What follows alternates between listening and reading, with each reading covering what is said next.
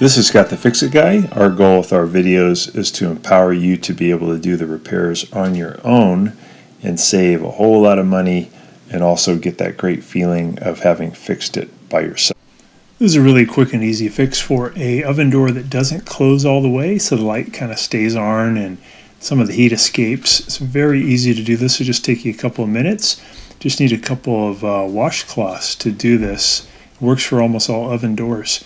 So I'm going to put a washcloth here by the hinge, another one over on this side, and then I'm going to close the door, and I'm going to apply some inward pressure at the top. I want the pressure to be really even on both sides. I'm going to kind of pulse it in where it's near closing. Then I'll take away the washcloths, and now the spring works a little better. It's closer to being all the way closed. So I'm going to do that again. This time I'll put a little more force because I'm almost there.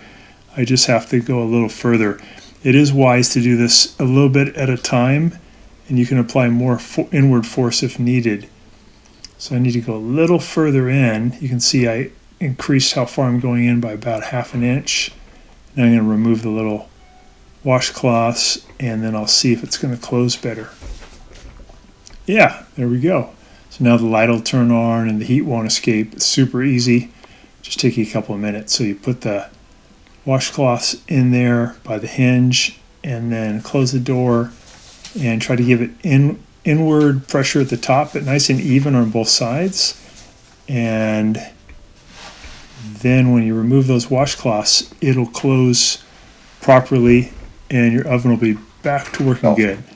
Thanks so much for watching our video. We really appreciate your support. And when you get a chance, please press the subscribe button below so you can be subscribed, and also the notification bell so we can send you more videos about appliance repair. Please also give us a thumbs up if you enjoyed the video. If you really liked the video and it really helped you, please press this new applaud button and you can show your support and also get a nice clapping hands for your video. Thanks again.